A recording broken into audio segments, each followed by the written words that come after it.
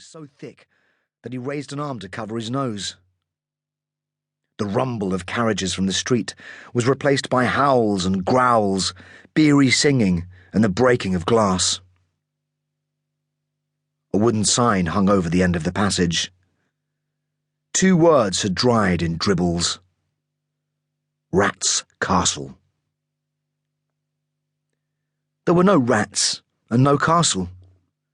Rather, the passage led to a dilapidated coaching inn. A lamplit courtyard surrounded by crooked balconies, hanging gutters, windows without glass, and roofs without tiles. The Rat's Castle was a tumour in the heart of London's finest district, a den of thieves and every other class of criminal that preyed on the area. The cracksmen and magsmen, the footpads and garroters, the till-lifters, dog-snatchers, and regular old housebreakers that prowl the streets of Mayfair when the lamps went out. Around the courtyard, each room was dedicated to a different vice. In one, opium smoking. Another, bare-knuckle boxing. In a corner room, the room to which the hogman waddled with his wire cage, there was crow fighting. But the loudest cheers came from the inn's tavern. Inside, a dwarf danced on the bar, dressed in a costume of rat skins and old wigs.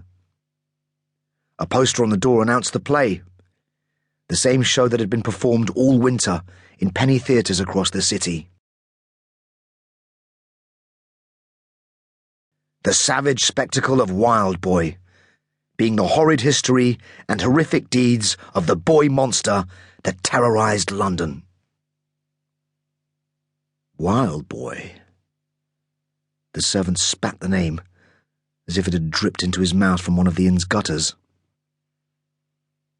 A few months ago, the city had been gripped by the fear of a circus freak called Wild Boy, and an acrobat named Clarissa Everett. They were thought to be killers, savages. They still were by many people.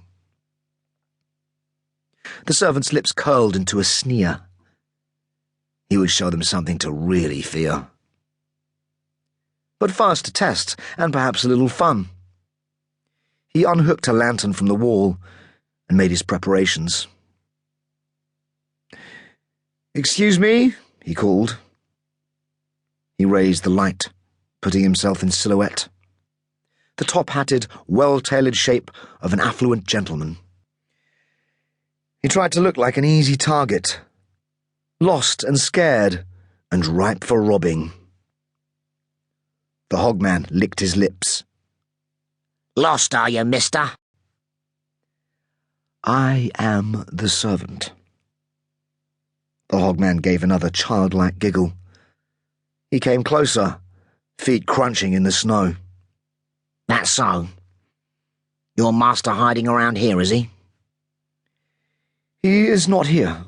Not yet." "On his way, then?"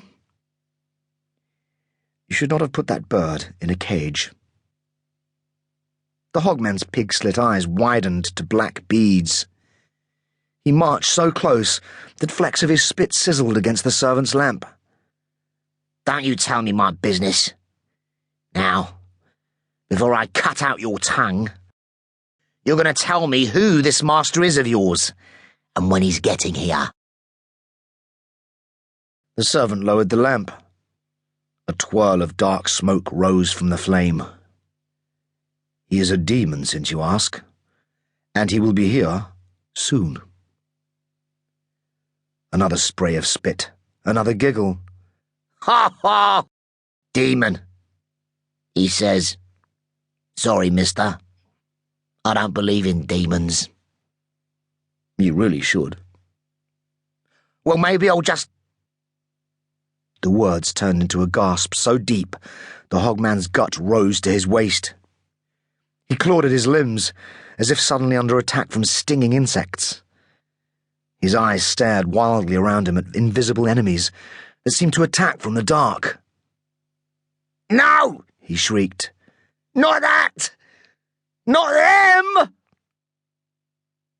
The colour of his face changed from pink to ash grey, and then brilliant white.